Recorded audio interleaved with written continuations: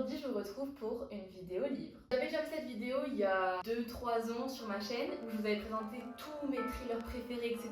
Je me souviens que cette édition vous avait beaucoup plu. Du coup, c'est parti pour un deuxième épisode. Aujourd'hui, je vais vous parler de 5 livres. Il n'y a pas vraiment de thème, donc on va voir, il y a un petit peu de tout. On va commencer par ce livre-ci, qui est en fait une série de livres. Il y en a 9, si je me trompe pas. C'est en fait les 7 sœurs. Là, j'ai sorti le tome 1, mais actuellement, je suis au tome 6. Alors, l'histoire, globalement, qu'est-ce que c'est? C'est un riche millionnaire, milliardaire, qui a adopté 6 filles des 4 coins du monde. On ne sait pas vraiment pourquoi. Chacune porte le nom d'une étoile dans une constellation qui s'appelle la constellation des 7 sœurs. Il faut savoir que cette constellation, elle a 7 étoiles. Je viens de vous dire qu'il a adopté 6 filles. Il y a une 7e fille qui a jamais été trouvée et on ne sait pas vraiment pourquoi. On ne sait pas pourquoi il n'a pas complété la constellation. Au tout début du livre, ce père décède. En fait, il lègue à ses filles des indices pour retrouver leur famille biologique et essayer de comprendre leur histoire. Et du coup, c'est vraiment un livre par sœur. Donc on a 6 sœurs, donc il y a 6 tomes. Le 7e tome, c'est sur la sœur disparue. Je peux pas encore vous en parler parce que je l'ai pas encore lu, mais c'est le prochain qui arrive. Et ensuite, on a le dernier tome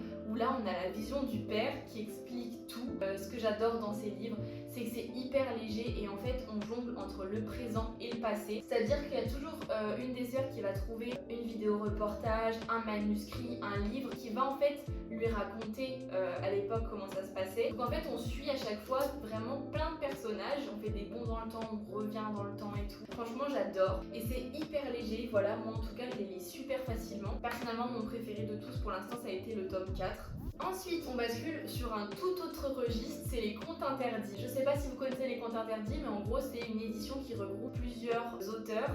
C'est des histoires d'horreur, très gore. Ce sont des livres interdits au moins de 18 ans. Et globalement, en fait, ça se base sur des contes, mais vraiment de manière très éloignée. Parce qu'ensuite, ça dérive sur vraiment des histoires bien hardcore, il faut être très accroché. Et j'ai lu, moi, récemment, Peter Pan. T'as des petits indices, des petits liens par rapport aux contes de base. L'histoire, c'est qu'il y a une vague de personnes qui se jettent dans le vide après avoir consommé une certaine drogue en pensant qu'ils pouvaient voler. Cette drogue, on l'appelle la poudre de fée, donc petit lien à Peter Pan. Ce dealer, justement, on l'appelle Pan. Et il y a ensuite un policier qui va enquêter sur tout ça. Et en fait, ce commissaire de police se fait appeler Crochet parce qu'en fait, il lui manque une main. Il a un crochet à la place de la main parce qu'il s'est fait manger la main par un cannibale qu'on appelle le crocodile. Voilà, dans une de ses précédentes enquêtes, etc.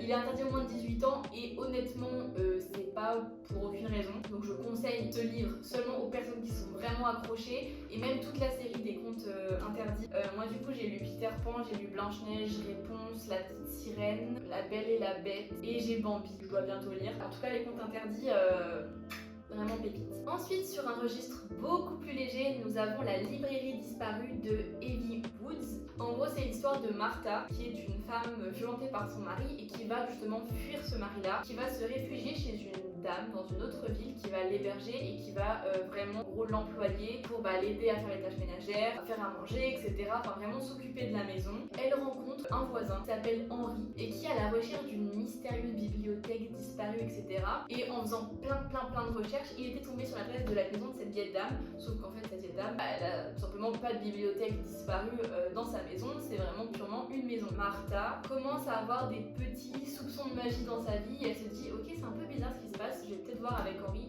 qu'est-ce qui se cache derrière cette librairie disparue. Et du coup il commence à mener l'enquête et il se rend compte que finalement la maison est peut-être liée à cette fameuse librairie. C'est quelque chose de très léger qui se lit très facilement, c'est pas du tout réaliste, c'est-à-dire qu'il y a quand même quelques petits soupçons mystiques dans l'histoire mais il y a quand même une part de vraie vie.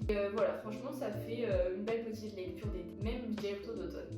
Ensuite, nous passons au Sortilège de la Lune Noire, qui est écrit en fait par 5 autrices. C'est vraiment ça qui fait le charme de ce bouquin que j'ai adoré. Pour l'histoire, en dehors de cette vraie histoire, c'est 5 autrices qui sont spécialisées un peu dans le mystique, le côté un peu sorcière, etc. de l'écriture, qui se sont rencontrées à un événement pro. Et en fait, elles ont grave sympathisé pendant du covoit et elles se sont dit mais venez, on fait un livre tout ensemble. En gros, l'histoire, il y a une fille qui tombe follement amoureux d'un garçon qui pratique la magie noire. En fait, il veut absolument faire un rituel dans les catacombes de Paris pendant la lune noire. En gros, vu qu'elle est folle amoureuse de lui, elle le suit. En fait, c'est un sortilège qui est complètement interdit et qui fait que ça bouscule tout le cycle de la magie en fait terrestre. C'est 5 petits épisodes qui relient toute l'histoire. Chaque autrice a une sorcière, un personnage qui pratique la magie blanche, une la magie verte, une la magie rouge, une la magie noire, la magie blanche, tout ça.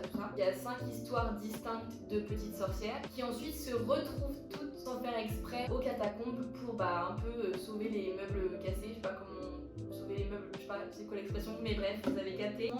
Très magique, très sympa, j'ai beaucoup aimé. Et même l'histoire, oh là, qu'est-ce que c'est que ça? Oh, un marque-page, j'avais oublié que je l'avais acheté celui-là. Bon du coup voilà. Même l'histoire en dehors, en mode les autrices qui sympathisent et qui veulent faire un livre ensemble, genre j'aime trop. Et enfin, on termine par, donc ça c'est le tome 3, mais c'est pour présenter ma trilogie. Je crois que j'en avais déjà parlé en fait dans la première vidéo, je suis en train de me dire, mais du coup je vais quand même en reparler parce que ça reste de loin ma trilogie préférée, ma série préférée de livres de tout l'univers. En fait c'est Crescent City, c'est des beaux pavés comme ceci de 900 pages chacun, il y a 3 livres. C'est l'histoire de Bryce qui va se faire mission par l'archange parce que il y a plein de meurtres qui sont réalisés par des monstres venus de l'enfer. Donc ça, par contre c'est vraiment mystique, hein, c'est fantastique. Mais du coup voilà, Bryce c'est une fae qui va devoir faire alliance avec Hunt qui est un ange de la garde royale, qui vont commencer à mettre le nez dans des affaires d'état et ils vont se rendre compte que finalement il y a quelques petits trucs louches et que cet archange là finalement n'est pas du tout aussi sain qu'il le paraît. Il y a des petits secrets qui commencent à être déterrés par le duo qui ne plaît pas à l'archange parce que ça ferait tout renverser le système et essayer de déjouer ça, etc. Et c'est sur 3 tomes entiers et c'est juste incroyable. Vraiment je vous conseille tellement ça si vous aimez tout ce qui est un peu fantastique, que vous aimez la lecture. C'est 900 pages mais franchement je les lis si vite, genre là les 900 pages je les ai mangées en 2 semaines. Là j'ai vu qu'il sortait le tome 1 en version poche, donc vraiment c'est génial pour l'été. J'espère tellement qu'il y a une adaptation série qui va voir le jour parce que cette série est incroyable. Écoutez les petits loups, je pense que j'en ai fini pour aujourd'hui. C'est sûr et certain que je ferai ce genre de vidéo. N'hésitez pas à faire vos recos en commentaire sur les livres que vous aimez, sur tout ce qui est fantastique, gore, thriller et trucs un peu légers en mode sorcière. Ça c'est vraiment mes 4 domaines de prédilection en termes de lecture. J'espère que ma passion vous a plu et que vous avez aimé m'écouter parler de tout ça. Je pourrais en parler des heures. C'est pour ça que d'autres vidéos sur ce thème arriveront prochainement sur la chaîne. Et en attendant, je vous fais des gros bisous et puis je vous dis à la prochaine. Ciao!